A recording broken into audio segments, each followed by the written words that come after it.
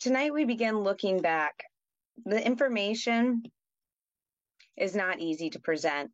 I want to say that I honor my parents, family, and God. I feel that this needs to be, in the least, reviewed for the American public. Given the state we are in, the issues we are facing, and what myself and countless others are experiencing firsthand, I feel that doing this is important to address. This is about our children and families. We cannot truly ensure safety and protection without asking the hard questions and coming together. This premiere is an introduction to the records that we have, review of the original incident report, and clips from the days after Adam's disappearance. We are here for narrative versus truth, to look at what we have allowed and believed.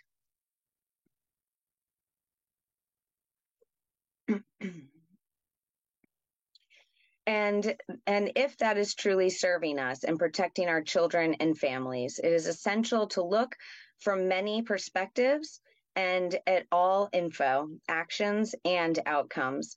We ask viewers to give thoughts, questions, or info on the comment section and live chat.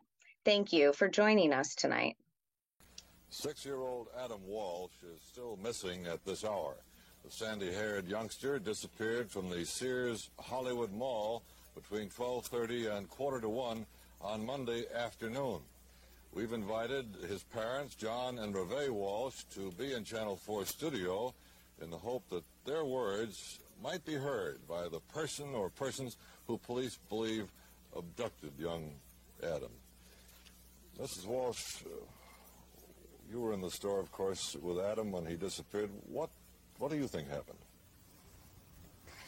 I think that someone could have overheard me tell him where I was going and talked him into meeting me there, or he could have been chased out of the store by a scuffle that happened during the same amount of time, and from there he was just scared and didn't know what to do. Now, you went to the lamp department and Adam wandered over to the toy department nearby.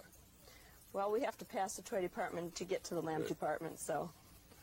And while we're on that subject, Mr. Walsh, I believe the police would be anxious to talk to anybody who might have been in Sears on Monday afternoon between 12:30 and 1:45 in that vicinity. Am I correct? Yes, they feel they're quite surprised that someone hasn't come forth yet. They're totally baffled by Adam's disappearance and convinced that someone has him, but they appeal to anyone that was in Sears from 12 until 3 that afternoon 12 until 3. to please come forth and contact the Hollywood department so that we could follow up on that. How was Adam dressed, Mrs. Walsh? He had on a basically red and white horizontally striped Izod shirt, green shorts, and yellow rubber thongs. They were blue straps, yellow bottoms on them. He had a white, very distinct captain's hat on with a navy blue visor. Mr. Walsh, there is, of course, a possibility that someone holding Adam might be watching this station, this program at this moment. What would you say to that person? We love Adam very much, and we have no vengeance for the people that have Adam. We just want them to know that the police and we would feel that if they could please drop him off somewhere, there will be no retaliation. We do not want to prosecute the people. We just want our son back. We feel that the people may be afraid that there will be retaliation, and that is not the case. We are prepared to deal with them in any way, on any terms whatsoever, to get Adam back. Well, let's Good evening and welcome to Reexamined with Megan Walsh. I am Megan's co-host, Gino, and right next to me is the lady of the hour, Miss Megan Walsh. Megan, how are you? Great. How are you, Gino? Thanks for everyone joining tonight. Yes, thank you for joining us, folks. Looking forward to this. Megan, we've talked about this for a long time, and it's finally here. We're going to go step by step through Adam's murder, and there is a narrative out there, folks, and that narrative, we believe, needs to be re-examined, hence the name of the show. So tonight we're going to lay out the groundwork. We're going to go right to the beginning, the genesis of the story, and the origin of this narrative that started way back July 27th, 1981, when Adam went missing from that Hollywood mall. And so who knows the story better than Megan? Megan is a walking, I don't know, is it Wikipedia or encyclopedia now? I don't know. I guess Wikipedia, but way better than Wikipedia. She's amazing. I always am just like in awe of how she can articulate a story and get the points across so everybody understands it and everybody is confident in what she's saying. Because Megan, I've known her for 2 years, and I can tell you this, folks, Megan tells the truth. She doesn't lie. She tells it like it is. And that's what I've always appreciated about you, Megan. And I am so honored to have met you 2 years ago and become a good friend. And I'm super excited about Reexamined. I'm so excited, Gino. I'm definitely nervous, I have to say to everyone. First of all, this is a very sensitive topic for a lot of people, especially myself and my family. But I do feel that this, as I said in the beginning, is very important. I think that it's vital for the American public to be looking back at these records. Hindsight is 2020, and I think that we've learned a lot about, again, that narrative that we've been given through media versus the truth. And we also, as I've always said, know about public persona versus private lives. So I just hope that, with this program, we can continue to, start with Adam's case, but be looking into other cold cases, as well as the issues that do affect our children and families, obviously, as I always talk about and people know me for.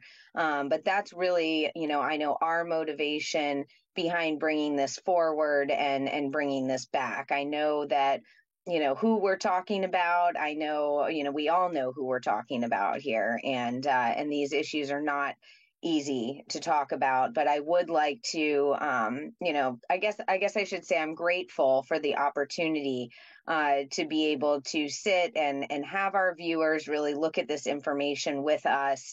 Again, I'm not, I don't have to have, the truth be one way or another. My brother has been gone for, my entire life. I was not there. None of us were there.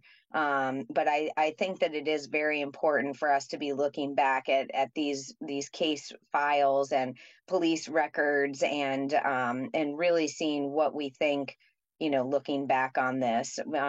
This case has been controversial, as we all know, since the day it happened. We've been told that, up to 3 serial killers, nationally known serial killers, were involved. But yet this was an all-American family, that had nothing, to do with any of that kind of a thing. So I think that it is, again, important for us to look back at who were, the people involved, who are the players, what was going on before the media kind of, touched this case and this family, my family. So I just want to humbly thank everyone for joining us.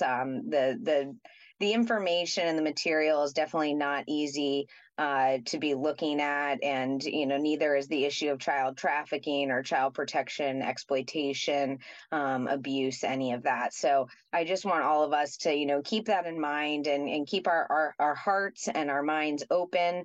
And again, I will thank everyone for doing that. That's joining us tonight and moving forward. I think it's easy to forget that this is a real person that was murdered. I know it's been in the public's eye for so long. It's really the case that started this national outcry, and I remember as a kid, I think I was 11 years old in 81. And, I remember my mom told me this little boy in Florida went missing, and I was terrified, I'm like, oh my gosh, he's, a little bit younger than me, and it's scary. And my mom was scared. And, it was that, don't talk to strangers speech again, and don't take candy from strangers, all that stuff. It was this national fear came over us. And I think I'm going to try to avoid speculation. I swore I wasn't going to speculate, so I'm not going to speculate. We're going to get into this right away before I do speculate. I'm going to keep my opinions to myself as much as I can. I am a very opinionated person, so that's hard to do, but I'm going to try my best. Megan, why don't we just get into it? Yeah, I think, and I'm going to say something off that statement, Gino, because, we all have our opinions, right? And And, again, I lost my children. This information has led to the kidnapping of my children, the taking of my life, the harassment, and everything that the people that have followed my story are well aware of every day, what I go through. And I do think that it is very important for us to be looking at that, because of the repercussions that have happened just from asking questions and making observations and putting forth our exact opinion, like you said. So again, I really am thankful that we have these records that we can be looking over. And I really do want our viewers to be engaging. And I'm asking, please, engage in comments, engage in our chat. Feel free to send Gino and I, any information or things that you think are pertinent for us moving forward, because we will be going over that in future shows. So I want to put that out there. Absolutely. Yeah, the records we're going to be reviewing, folks, are actual police records tonight. And there are, I don't even know how many there are. Thousands. They're endless.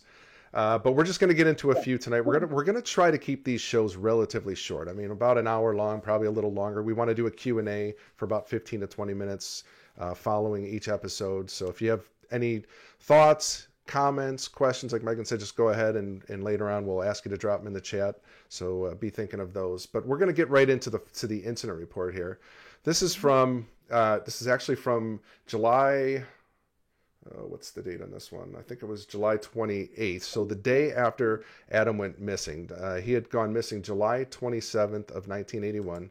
So this is from July 28th of 81.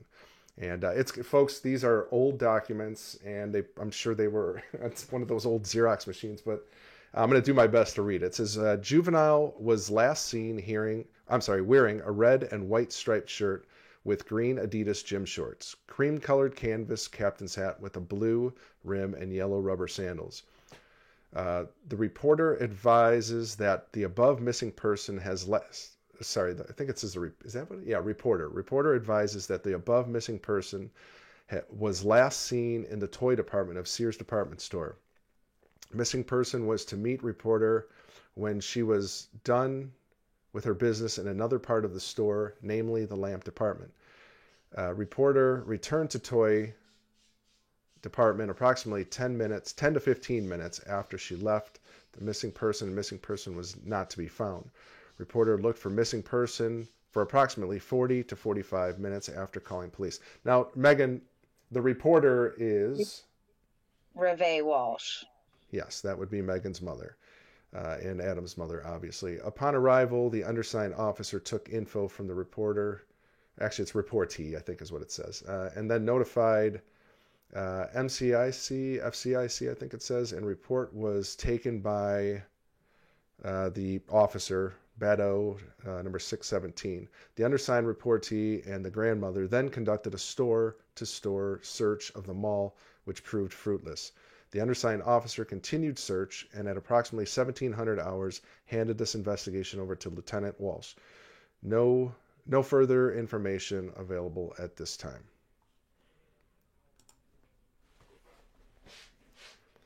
Did you want to comment on that one, Megan, or did you want to go right into the next incident report?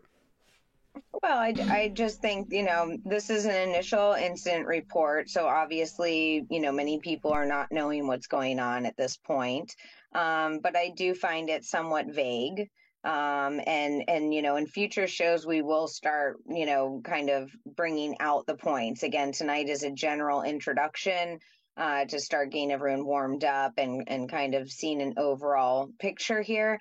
But I do think that obviously in the future, we'll be going back to kind of see how accurate these reports were, what kind of information, was it the right kind of information? Again, we are here to really ask the hard questions in how to better protect our children and our families moving forward. So if everyone could just keep that in mind. Exactly. Okay, let's move on to the next.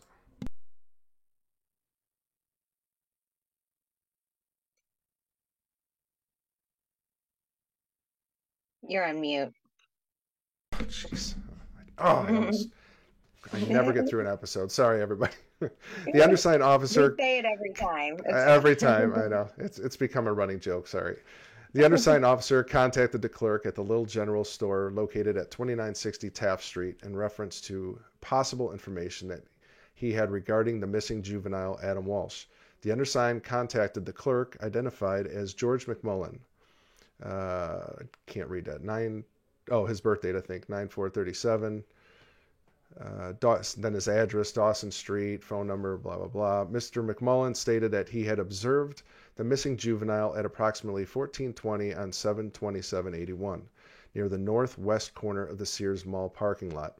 At this time, he had observed the white male speaking with two teenage white males standing next to a 1980 or 81 Ford or Chevy, white in color, two-door, possibly a Chevette, with a CB antenna on the top.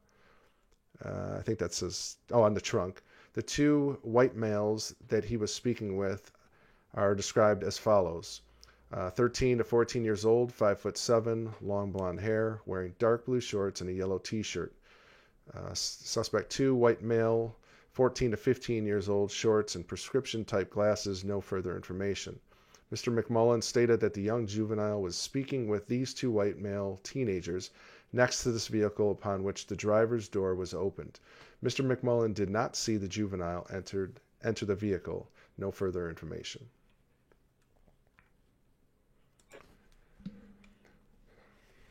Any comments before we play the next video, Megan?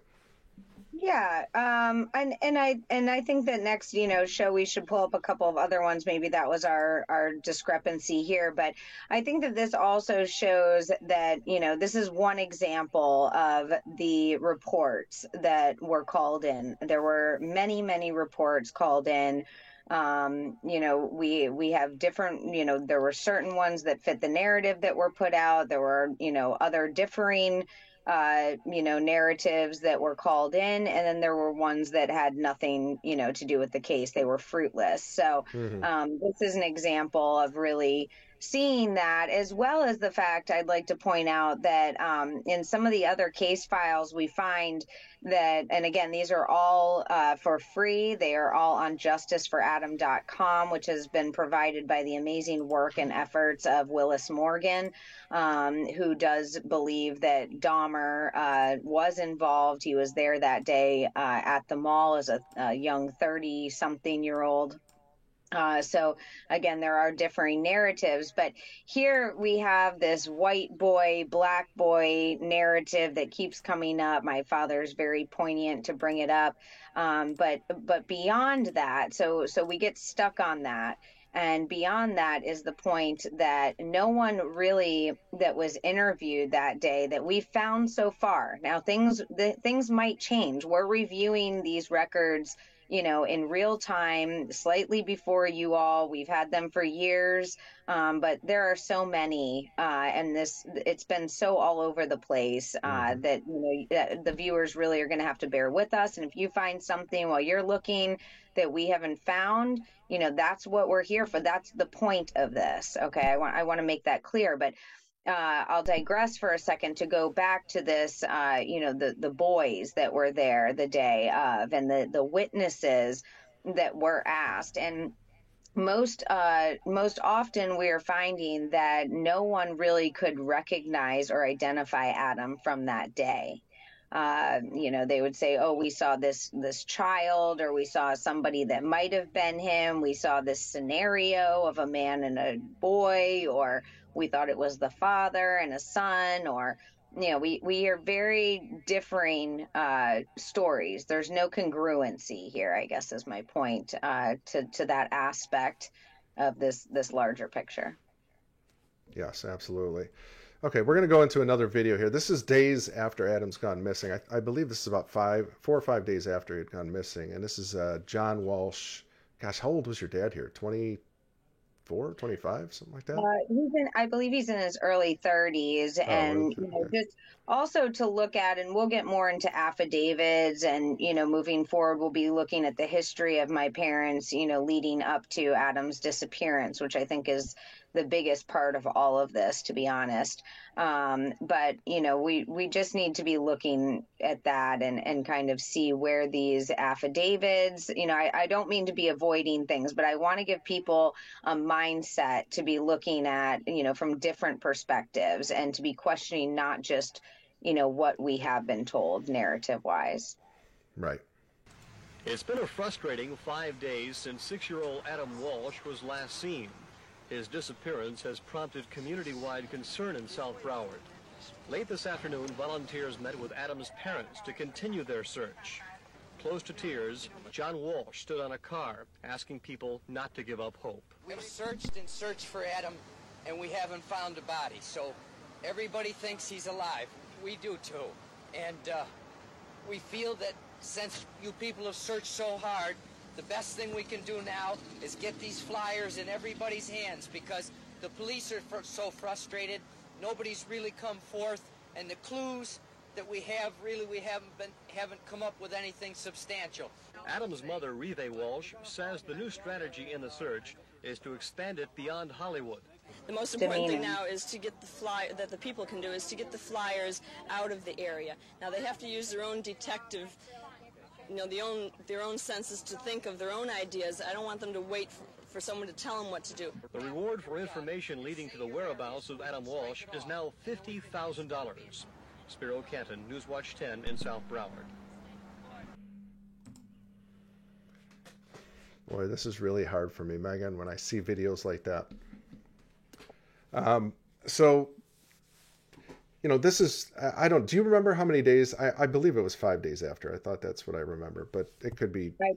I believe it's 4 to 5 days after, directly after. And that was something that I was going to point up as well, or bring up before, is the demeanor. We have to start looking at, again, these are not things that we really want to bring up, but, this is days after your child has gone missing, has disappeared. And, to watch the demeanor of my parents in the beginning of that clip, that's actually my father's brother, who's my godfather, Joe Walsh. He's the youngest of my father's side. And he's there with the map on the car, and he's drawing things out. And, my father is standing on the hood of the car giving this speech, which, I will bring up the fact that the quote he says, and the terminology, the wording that he chooses to use, by saying that we haven't found a body yet, knowing later that, Adam was decapitated, is an interesting thing. And that's what we're paying attention to here. We're not interjecting just random, notions, or to sway a narrative, or to sway a story for hype. We're here to look at these deeper kind of perspectives of this situation that got lost because of the media outpouring, because of the emotional nature of the case and what was put out, right? So here we're seeing days after, my mother's in a trench coat, saying that she wants people to use their detective work, like it's, to me, it comes off as a catty thing. Again, I know we're, look, we said from the beginning that we're going to try and stay away from opinions and everything, but we also have to bring in human nature here. And thinking about putting ourselves in these shoes and becoming the observer at the same time. So that is a bit of a dichotomy, but that's what we're working with here. So to really look at him, saying we have a body, he's up there with the cowboy boots, he's got the missing flyers from his marketing background, which again, the next few shows we'll be getting into the history. So we'll actually be going a little bit back in time, leading up to this scenario, moving forward from this initial show. But again, that goes back to the demeanor and the fact that this is just days after. So we also want to look at, now we know how media works, and this is, again, 1981. So the fact that, they are on, getting this publicity locally, then moving forward to Good Morning America and national media platforms so early on, versus kind of the impression that we're given of who this couple is, through the media. I think that it's emotionally and through the narrative, it kind of presents as this all-American couple, or these, this young couple that is, searching in desperation for their child. While at the same time, we see my father repeatedly and throughout any coverage of their history or anything of this story, it starts with, that he was a hotel executive. Now, a hotel executive is not a, blue collar, position to be having. And, that does come with a certain lifestyle. It comes with, affiliations, business dealings, and again, moving forward, we will be visiting that. We will be picking that apart, and we'll be looking at where my father was going, who his boss was at the Diplomat Hotel in Hollywood, Florida at the time, and how that might have played into the disappearance of a little boy versus national serial killers, if you will. Yeah. The speculation thing, it's a fine line from being objective and speculating. And, I try to take that 40,000 foot view look and just kind of get the bird's eye view, look things over. And I've watched that video. I don't know how many times I've seen that. And every time I see it, I do think figureheads. That's the word that comes to me. Like someone that was put into a position to speak certain things. I mean, you can say puppets, whatever the word is, but it seems very contrived to me. I'm not saying that it's not genuine. I'm not accusing, Reve and John of faking this. I'm just saying from my perspective, it's hard for me to understand that emotional state. Because if it was me, I'm a wreck. There's just no way I'm even able to speak, especially to the media day after day. I mean, now, of course, I'd be looking for my children and doing what I could, but I would be an emotional wreck. But I get it. Everybody has different emotional states of mind. Some people can handle things a little differently. Absolutely. So we want to give them the benefit of the doubt. And that's why I'm saying, like, that's my opinion. I think I'm entitled to that, but it's just something that I observed. I don't know if anybody in the audience is, maybe later during the Q&A or comments, you can comment on that video and tell us what you think. That's what we want. We want to see the different perspectives. Again, myself as being in it, but not being there, really creates an interesting perspective for myself and to look at things. But that's what we want. We want, to hear what you think about this, what your initial take is and your, intuition involving it. So please put that in comments. Please let us know and take the opportunity to do so. Thank you, Gina. You're very... I just hit the wrong button. Sorry. Let's go to the next incident report here. Sorry. Okay, so this is... gosh, this one's going to be really hard to read, Megan, with that black stripe.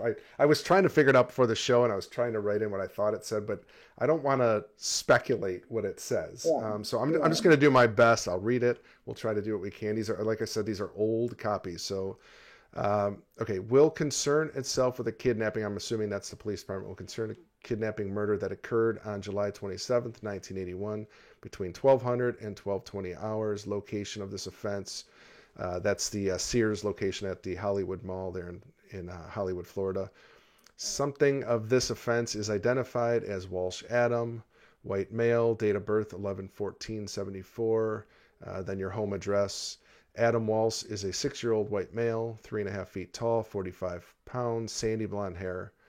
Something of the kidnapping. Adam was described as wearing blue shorts, white striped short-sleeved shirt, beige boat, captain's hat, and a yellow thong. That's not supposed to say thong. I think they meant. I think thongs is what. Yeah. That's supposed to say that's right. Thong sandals. Okay, I forgot they called them that. Okay, that's funny. Parents are identified as Walsh Reve, white female, date of birth 7/24/51, and John, white male, 12/26/45. Who resides at 2801 McKinley Street, Florida, blah, blah, blah. Telephone. So I'm assuming this is Reve telephone, the Hollywood Police Department. to report her son Adam was missing at the Sears store. Reve Walsh reported to the police that something in the toy department Sears while I think she left him in the toy department at Sears while she went to purchase a lamp in the lamp department of Sears. Approximately 15 minutes, Reve left Adam, returned to the toy department, and could not locate her son at this point. Walsh searched through the store looking for Adam and had the something page his, probably like the clerk, something like that, page his name over the public address system. While searching for Adam, Reve Walsh came across her mother-in-law, identified as Jean Walsh, who happened to be shopping in Sears at that time. Reve asked Jean if Adam was with her, and she stated that he wasn't. Sears employees continued to page Adam's name approximately every 15 minutes with negative results. The systematic search of the Sears store and the mall was conducted by Hollywood police personnel, which concluded with negative results. A command post was then established at Hollywood Police Headquarters Detective Bureau. Hollywood Police, Citizens Crime Watch members, and concerned citizens joined in an organized search in the city of Hollywood and surrounding areas for Adam Walsh. People who were at Sears and the mall were interviewed by Hollywood police personnel in an attempt to locate any possible witnesses who may have seen Adam Walsh on that day. The following people are the individuals who may have seen Adam Walsh in Sears: Timothy Pottenberg, Angelo Esturo, Greg Rizzari, Andrew Sotillo, John Sotillo, James Martin, Kathy Schaefer, and Joanne Braum. When the above-mentioned witnesses were first interviewed, it appeared that this investigation was that of a missing child incident, and in-depth interviews were not conducted at first by the investigators. Exactly. Okay. Yeah. Okay. So let's we'll find a lot of, and when people go through, or as we go through, I think we saw that a lot today. And when we've been reviewing this section of records of the statements saying at the end, this was not followed through on. And I will also bring up and remind people that, initially my father and mother actually did speak out very much against the police handling of this case. And the fact that they felt that it was mishandled extremely. His first book, Tears of Rage, I know he had to have a lot of liability, if you will, for that and what he was speaking out about. So that's another interesting point, that John and Reve Walsh initially come out criticizing policing, especially local policing, when we see, the national and federal level that their efforts have achieved now, and the focus is more on versus a local community effort. So I found that very interesting, to be honest. This push of a local effort was corrupt, and it was. He came out about the chief of police at the time being an alcoholic, and a lot of issues. But again, when we get into the history of who John Monahan is, that was one of the biggest things that really made a turn and started this, assault on my life, if you will, and taking of my children, was that realization of who is John Monahan, who is, how is he affiliated with the Hollywood Police Department? What was he affiliated with in his personal and business life through the Diplomat Hotel and things of that nature. So that's definitely something I just want to interject. Again, we're just getting into these things. This is a bigger picture. This is a series we're doing. So you're going to have to, just keep things in the back of your mind. We're going to observe and process, and we're going to talk about it. But, I also want to say, I made a couple notes while we're watching and reading through these things. And, when we review the affidavits, we will start to see this big emphasis as well as on the lamps, and that there was a lamp sale that day. I'll make sure to pull it up next time, and please remind me, Gino, the statements from my father about how, this lamp was on sale. They had been looking at it through the newspaper and waiting for it to go on sale, that he was such a diligent husband to, see it, that it went on sale, and clip it out for my mother and bring it home. Uh, and I will bring this up again when we review the affidavits, especially from James Campbell, who we're just bringing up now for the first time in this episode and on this show. But I have spoken about him in the past, and he's a very key player in this whole scenario. And James Campbell would be my mother's significantly younger live-in lover at the time that Adam went missing. He had actually moved out about 2 or 3 weeks roughly prior to the disappearance, and this has been a big pull for me. I can't wait to get to next week, honestly, to review the affidavits. And be able to talk more in depth. It's a little hard just giving these intros and kind of going over just the initial reports when I can't wait to get to the real affidavits of those that the key players, right? So we've got John Reve and this James Campbell, who actually was a best friend of my father's boss, John Monahan, that I was just speaking of, his son, excuse me.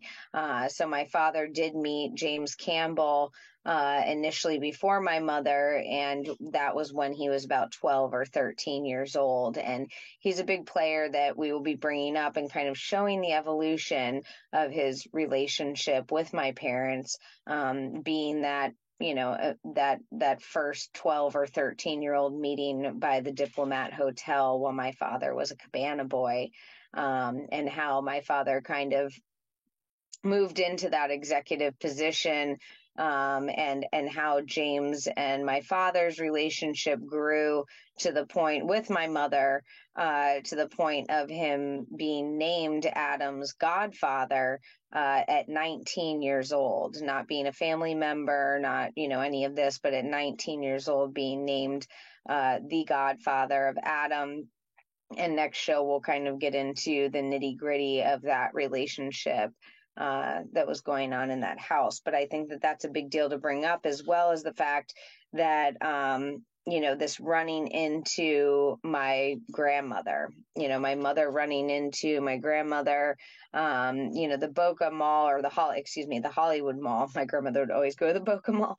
The Hollywood Mall was definitely a hot spot. I understand that. We have to keep the context of the times.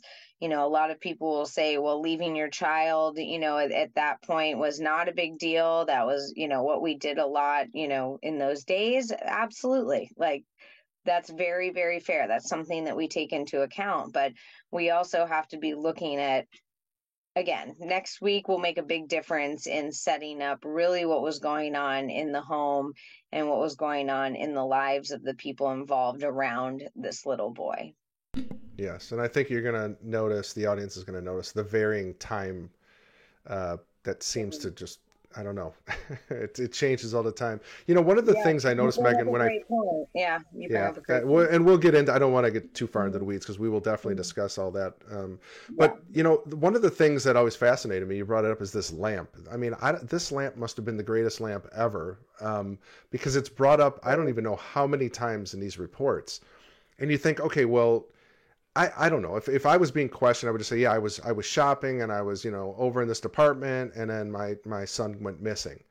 I don't know if I would be that specific on what I was actually purchasing. I mean, unless I was asked, I guess then I would tell you. But it doesn't seem like that should be a focal point, that this lamp has to keep being brought up and reiterated over and over again. Well, and that's the point, is yes, we understand, obviously, when you're dealing with the police and your child's missing, you want to be as accurate as possible. So, saying specifically that there was a lamp sale and whatnot, but it is this redundance. It's almost giving me like Stranger Things, if you will. But, it's this, redundance and emphasis on certain aspects of that day, right? In general. So the lamp is one, the races of the boys and the argument that ensued around the video game. these kinds of things repeatedly come up, as well as when we start moving into in future episodes, the Sears case that transpired after the disappearance of my brother. My parents then went on to sue Sears department store, or attempt to, where they ended up dropping the case, and that'll be an episode on its own, I'm sure.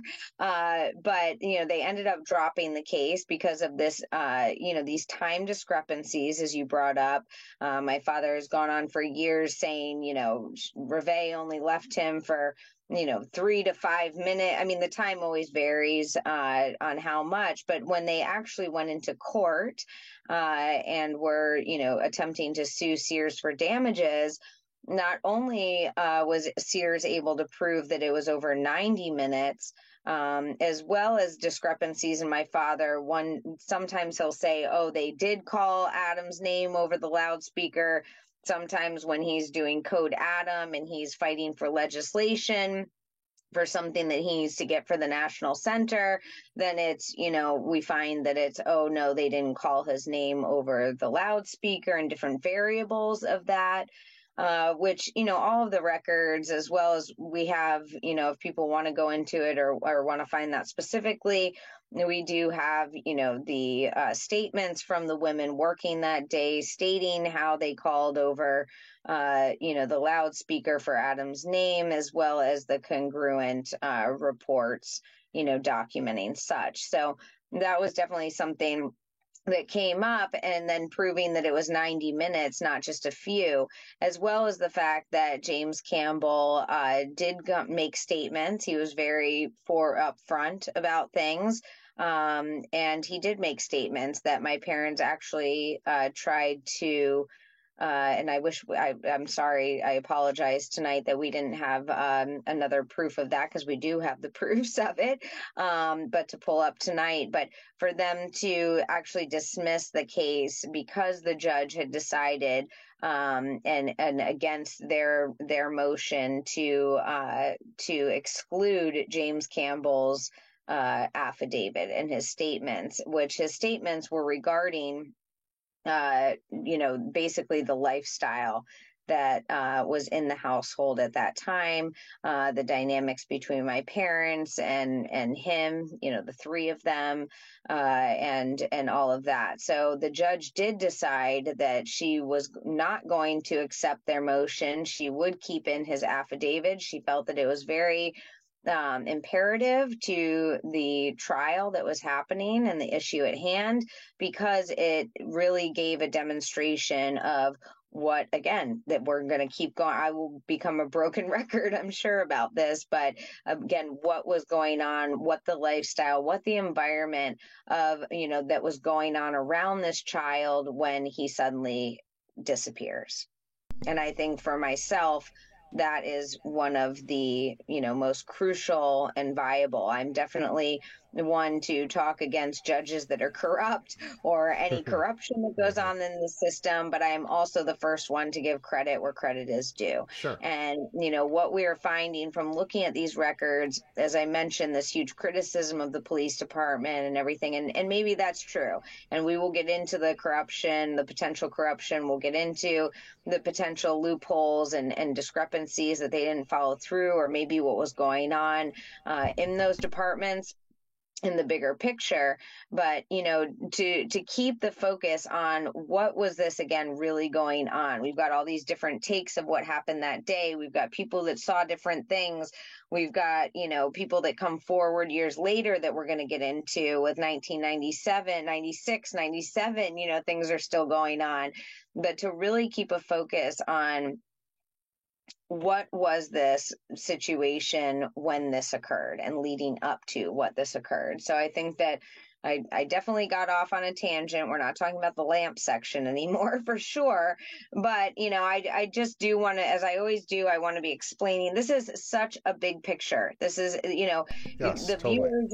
viewers, you're going to have to give grace to the fact that we are navigating these with you. We are talking this out with you in real time, and really wanting to get feedback. That's what we're here. We're laying things out. We're giving our, little thoughts, or maybe things that, not necessarily to sway, but that stood out to us. And we Sure. really want that, to be fruitful for all of us. Well, along those lines, Get 'em Reds over in Rumble says, Grandma shows up out of the blue. That's not suspicious. Now, I got to say, that was when I remember the first time I read this report and I saw it, I'm like, wait a minute. She shows up and in the same store, like, I don't know what the odds are. I mean, the mall's probably sizable. I'm assuming there's quite a few stores there. And I mean, that does happen. I know I've been at the mall and you run into somebody, but it just seems very odd on that particular day that she happens to be there. And I don't know. Again, I'm not going to go into the weeds with it, but it is something to think about. And I'm sure we're going to discuss that at some length in future episodes too. So yeah, Get 'em Reds. I was on the same wavelength with you, brother. And that's what we want. We want you all to be telling us that, we're not here. It's a very hard thing, like we keep saying, right, Gino? It's like we want to be presenting this, but, we can't, it's Occam's razor, you guys. Like, we really can't be sitting here, and that's the whole point of looking back at this. This is what the point that we're all going to eventually get to. I really, truly believe, and I'll state here, we're all going to end up at these places of saying, like, well, how did I get it. Like, maybe it was a small, thing, but we're in Hollywood, Florida. This is a larger mall. It's local. Okay, maybe, but we're running into the mother-in-law. And then there's the brother-in-law that's there on the car with the map. And he's used as the alias that we'll get into. In the future, he's used as the alias, for saying, oh, I told John at work, and then I went to the beach and found James Campbell and told him that Adam was missing. And, then James and Reve Walsh have, their times all mixed up, as we brought up in this episode. So I'll say it here. They have their times all messed up. Reve is saying that her watch wasn't working that day. James is saying he didn't have his watch that day. So yes, that's an example of what we want to hear. Your opinions. We want your opinions. We're trying not to give you ours, but we want yours, right? Is that fair, Gino? Absolutely. Yes, absolutely. And it is so hard for me, Megan. I've always been opinionated my whole life, so this is really difficult. This is like training ground for me. Okay, so there was one more thing I wanted to touch on. You brought up a great point about when your dad was up in the car. Now, there are actually two things I want to say. It seems to me, if he is going to be a figurehead, or they're using him for something else, as we're kind of assuming right here, or I am assuming, I shouldn't say I am, you need to be propped up, literally, on a stage. And what better place than on a car hood in front of your peers? But then also you brought up that he mentions we haven't found a body yet. Now, if you know anything about this case, folks watching the show, he was found decapitated. So the body and the head were not together in the same location. So it is weird. I mean, when I think of a body, I got to say, for me personally, I think of a body with a head on it. But I could also see how it could be just a body missing the head. So right. Again, that's something I'd love to hear your thoughts on it, audience, when we get to the Q&A. What do you think about what Megan brought up about that? That was a good point. I agree, Gino. I want to hear, because these are things that have kind of irked me, and I will be glad to hear that, we're crazy, Gino. I'd love to hear that. What do you think about him being up on the hood? And I know your mom actually got up there too at one point. He helped her up. Well, what's interesting to me, again, coming from a background and born into the industry, right? I find it very interesting, especially in fashion and media and all of it. I will say, and maybe people think that this is, speculative. And again, we're trying to say that we're sticking to the facts, but, this is also a dichotomy here we're dealing with. So we're dealing with facts, but our purpose here is to really be questioning what we've been given, right? Or looking at the original stuff and seeing how that compares to what we've been given. So for me, the fact that it's days after, again, everyone grieves differently. We want to look at it from all perspectives. But what really stands out to me actually is the wardrobe and the demeanor. I look at, body language. I try to put myself, in the other person's shoes. I have lost now more than one child, luckily, or by the grace of God, not luck, but by the grace of God. They are, they're still alive. They're, nothing's happened to them yet, or at all. Ugh. But now I'm getting scared at what I'm saying. But no, I think that it's definitely interesting to look at the fact that, again, my mom this is days after their child's disappeared. She seems kind of catty about, I want everyone to use their detective stuff. She's got the trench coat on like a detective. He's on the hood. And really what stands out to me, I hate to say it's really random, but the cowboy boots, the demeanor, the cowboy boots, it's very like, not disjointed, or like, maybe if you are having, I guess, I know because I've had to stand on platforms, and, people have watched me for the past 2.5 years get up on podcasts and things and speak while I'm literally being terrorized and my children taken and things are happening in real time. So I absolutely understand that. But this cowboy boots, and we know Florida and the good old boys club, and, cocaine cowboys and Hollywood. I mean, again, moving forward, we will start getting into, the history and the surrounding things. That's the point of this. But I know, Gino, you can probably agree with me. We're trying to do our best at just kind of presenting documents with then also our feedback and the bigger picture that we know. And if people can just bear with us on navigating how to do that the best that we can. Yeah, and this is our first show doing this, so I mean, it's really kind of getting the feel for it and where it's going to go. I mean, when we really get into the meat and potatoes of this thing.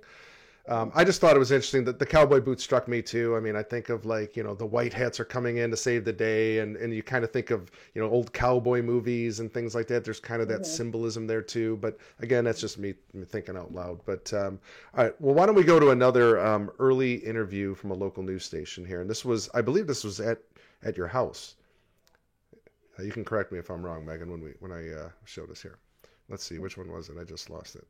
Oh, here. Reva Walsh returned last night from a trip to Orlando and to Tampa, talking to reporters in hopes someone will remember something that could lead to the safe return of the 6-year-old son, Adam. Hollywood police have released this composite sketch of a woman witnesses say may have been with Adam in an amusement park in Fort Lauderdale.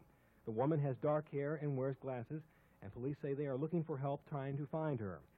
John Walsh says he may take a trip to New York to spread the word nationwide after this recent trip. I still believe that somehow we'll reach the people that have Adam, and they'll realize that we don't want to hurt them, or we don't want to prosecute, and maybe they'll realize that, how much hurt they've caused by taking Adam, and maybe they'll let him go somewhere. At Hollywood Police Headquarters, detectives are trying to locate the woman who matches the composite drawing. Flyers about Adam are all over Dade and Broward counties and even Canada. Donations to help find Adam has grown to $120,000. Reva Walsh had a message for anyone who may have Adam in their custody. We would donate any money they needed to help themselves or to help their problem. But we know Adam needs to be home, and Adam will never have a grudge against anyone that was kind to him. Mel Taylor, Newswatch. So, Megan, the first time I saw that, I don't recall there ever being another suspect that was a woman. Like, that was the first time I had ever heard that. Yeah, well, yes, you're not alone in that, and we had never really heard of that as well. When I did see this and the suggestion that there was another woman or at a park, it really made me look back at and think of, it brought to mind, the Adam, the movie that came after the disappearance. So we have a big movie that comes out, Adam, and there was another one, Adam, His Song Continues. But in the original movie, it does say, of course, it's a family-approved script. I was on set as a baby, out in California while they're filming this with Dan Travanti, and I'm sure we'll get into that as well in a future show. But this in the movie, actually, if people go back, there is a specific scene where my mother is at home and she receives a phone call she picks up the phone, and on it, I'm going to horribly paraphrase, and we'll get more specific because I'm anal about that. But in the film, she picks up the phone, and on the other end is a woman, and she does say something along the lines of, we're calling, we are Adam's new family. And he, has an ATV, or, something she says to that effect. And, he's doing really well. And in the scene, my mother then flips out and says, no, he's dead. Adam's, not alive, and hangs up the phone. So the fact that these little things are interjected in our, out to the public, but yet aren't paid attention to, I think is really the point there. And then we will process and kind of work that into the rest of the bigger picture as we go along. But I think that that's definitely something to point out, as well as the fact, again, of this, like, we are in 2023. Anyone, again, that's followed my story, and Gino, as we started, we have been in this fight, even just about the corruption within CPS and family courts. My story specifically for the past 2.5 years, and to be able to be on media platforms, the day after, the 2 days after, 3, 5, 8 days after a disappearance is really an accomplishment. I mean, I'm not taking that away from anything, but that is saying something to have these platforms. Who did my father know? Who did they know, to be able to have these platforms and this these eyes on that level. I will remind the public of the Eton Patz case that did happen right before Adam's disappearance in Manhattan. So, Adam's disappearance it's another interesting point, that Adam's disappearance really became this large, overpowering, set all this precedent, set this forward trajectory, if you will, that we have to present day. And Eton Patz actually was one of the original nationally known children right before Adam went missing. And that does incorporate, people will remember Johnny Gosch and different things like that. So I want to be throwing things out that people, everything resonates differently with different people. So from your experiences, from, where you lived at the time, or different things like that, maybe you're aware of things that you weren't before. But I do want to remind people of that case, because it did happen before, and it kind of did set up, a lot of correlating details that we will get into in the future. I also want to bring emphasis to the $120,000 reward in 1981. We know that is an extreme amount of money, especially for 1981. And, where was that coming from? Again, that, we have to remember the hotel connections. We have to then be taking into account the reality of, who my parents were, what actual money they were making, who their affiliations were, leading up to this incident. And again, I have a feeling that we'll be replaying those videos, Gino, in the future, and referring to them to make more points about that. But I do want to be a little vague, because I want feedback on what people's thoughts are. Absolutely. I think it's important to note that there really was never a motive established in the beginning of this case. It was kind of this mysterious, like this mystique that was out there of, like, gosh, what could have happened to this poor child? Now, later on, it got resolved, and the murder was solved. I'm using that in quotes, both of them. But even with the solving, I'm going to interrupt for a second, with all due respect, but even the resolving of it, still presented the stranger danger. So I think I'll leave it at that. Yeah, no, great point. Great point. Okay, so we're at the hour mark exactly. So, folks, we are definitely going to try to keep these to an hour, because these long shows they're really hard to wait out, and people are tired. It's late at night, and I know this is midnight already. So, a couple questions. Information as well. Yeah. If you have comments or questions, there's a couple I've already seen in the chat. I'll go ahead and read those. But if you have more, just go ahead and add them to the Rumble chat or the Foxhole chat. Let's see. Prison for Priest said, this is jumping ahead, but is the detective from back then one and the same as the recent judge working with John Walsh on removing your kids, Megan? Or did I misconstrue some information? Thank you for that question and having that, connection and ingenuity. It is not the same judge. I will say that moving forward, once we kind of start moving into the space of combining what the history was with what is presently happening with myself, we will see a lot of correlations, but there are questions in terms of, as we know, the sheriff's department is a big, contention for me with my case, Indian River Sheriff's Department, as he's bringing up, and the judges. The judge that is in my case, the main judge, Robert Meadows, he actually worked for the sheriff's department for 16 years. He was known as a hothead. They really wanted to get rid of him because of his temper, his know-it-all, his everything. But in some form or fashion, he was married into the department. And so they basically demoted him to every desk job that they could before he ended up leaving himself to spare him humiliation. It was his former sheriff that he served under. Wheeler even stated himself when Meadows went up for election to be judge, after leaving the department, becoming a criminal attorney for some years, going to some sort of law school.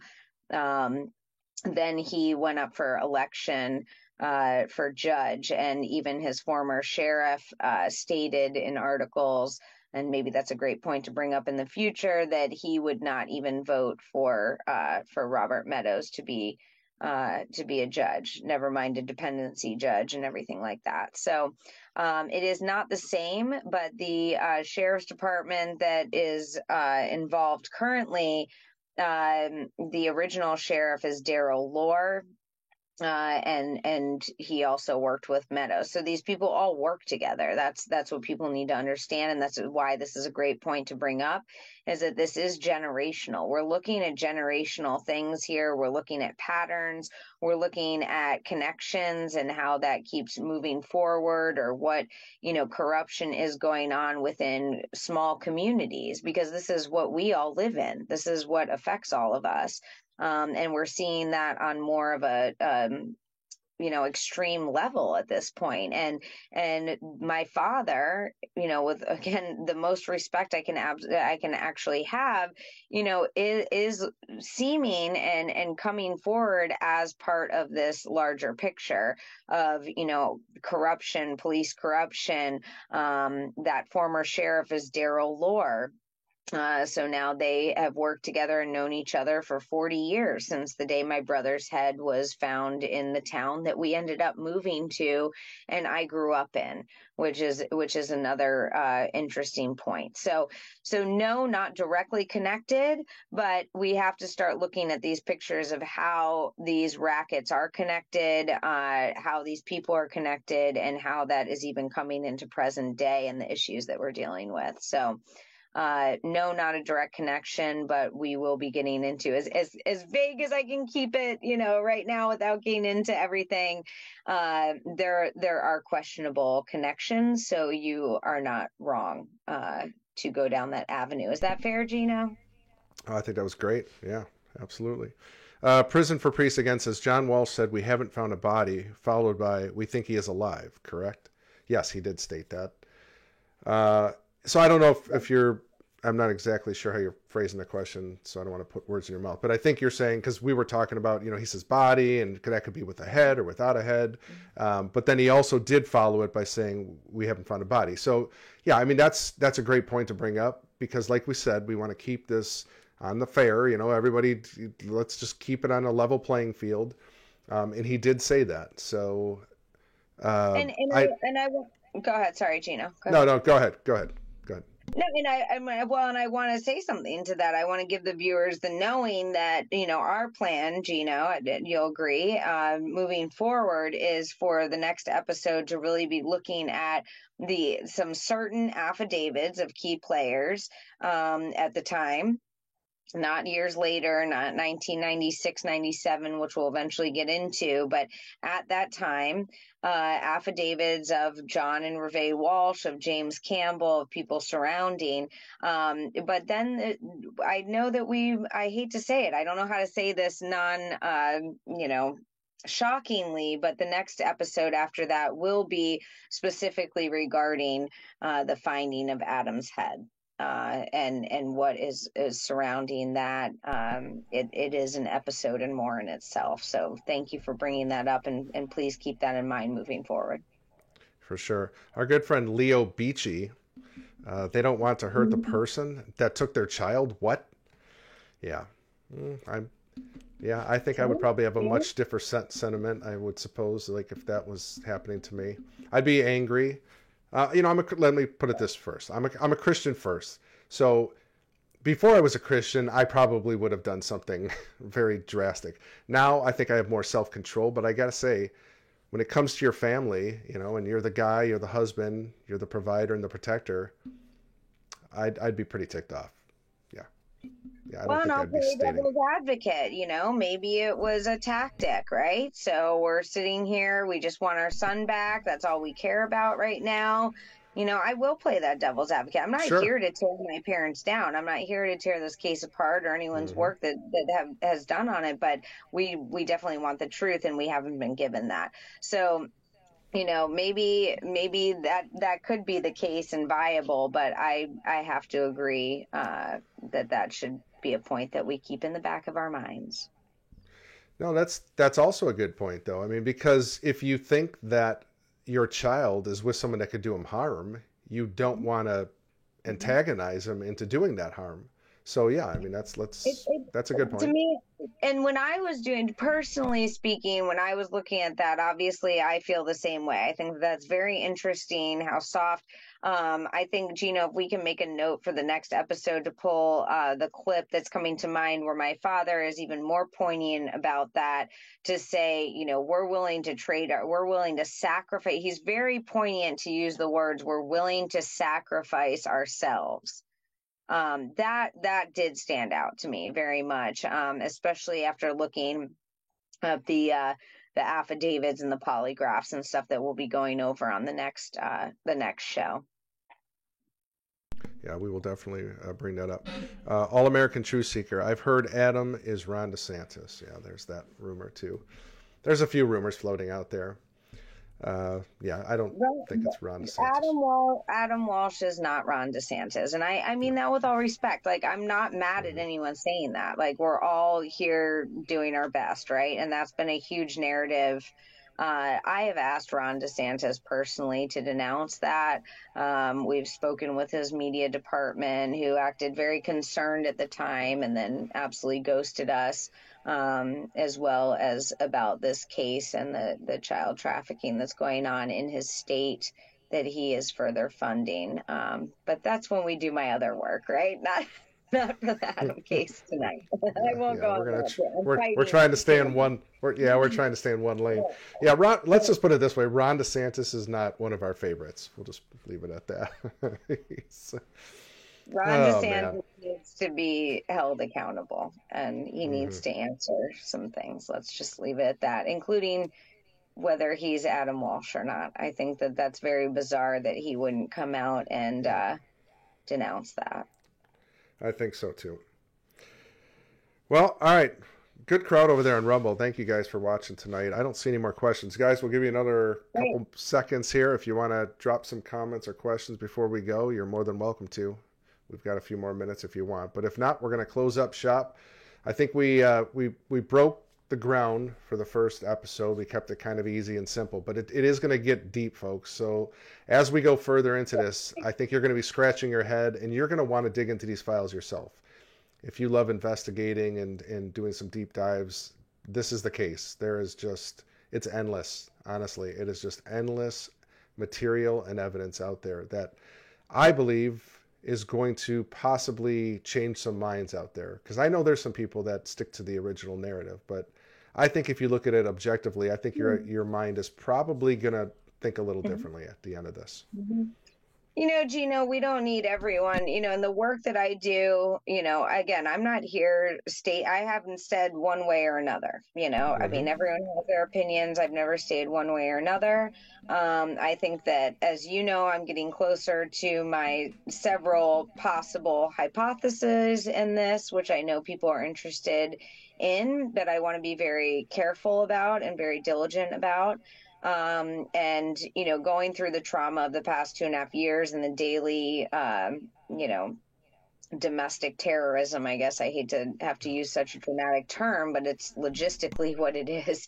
Every day has definitely been something to navigate and trying to relay this information and kind of move through it. But I really want to thank the viewers for always supporting, for joining, and really being patient in the fact that, I mean, I think it's kind of cool. Like, we're all moving through this together. We're all dealing with hardships and hard times, but if we can kind of look at these things that might have larger implications, might be affecting present day and where we're at, especially within the protection, exploitation, and abuse of our children, the destruction of our nuclear families and within America, and what American child trafficking looks like and is. I do feel that this is vital. Again, we kept it light tonight because this is an introduction, and it is a lot of information. It's very heavy information, and people do shut off. We know that, right, Gino? People definitely shut off when we're talking about these heavy topics and questioning things that we have been told a narrative, and we have been given, a very heroic result from.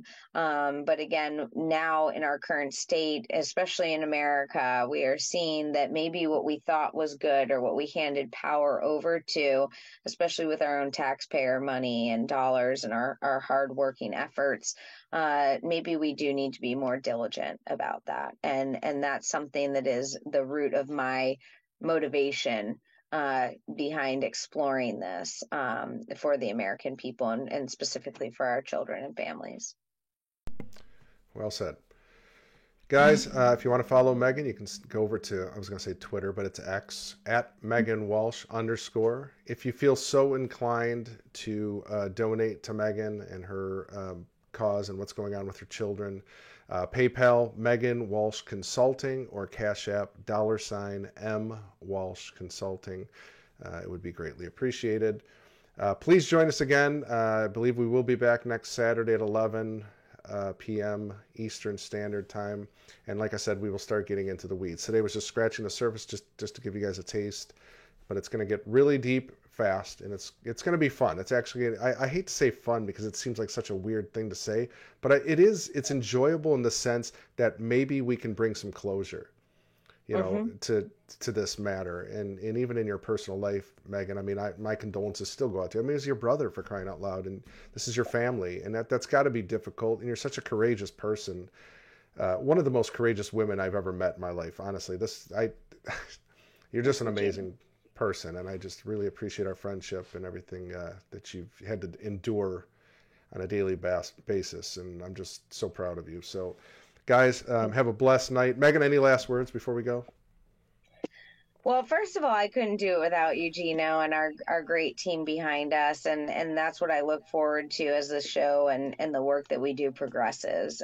Really getting to, I always say I've had 4 babies naturally, and when you think that you can't do it and you're going to die, that's when the beautiful gift comes and the pain is gone. So we've all watched so much pain and hardships and in every respect come to the people of America and across this globe, especially these past years, obviously I'm referring to.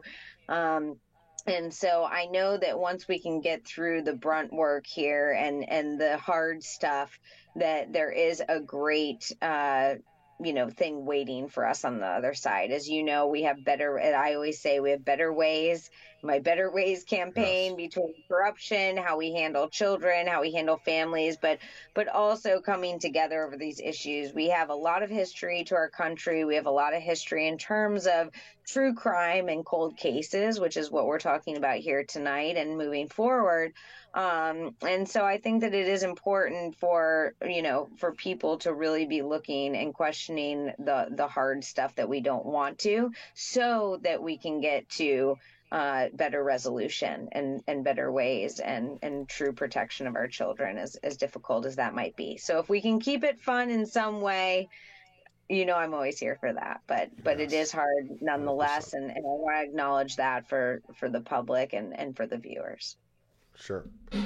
Well, guys, on your way out, if you wouldn't mind, can you please click that thumbs up on Rumble if you feel so inclined, and also the red pill over there on Foxhole. We would definitely appreciate it, especially on Rumble. That gets us in the algorithms and gets more eyes on this subject, because we believe this is a very important subject for what is happening today. Just like Megan said earlier, there's a lot of implications from Adam's case that we are experiencing right now. And this stuff needs to be brought to light. So we would appreciate it. Have a blessed evening, everybody. We will see you back next Saturday evening, 11 p.m. for Reexamined with Megan Walsh. Have a great night. God bless. Yes.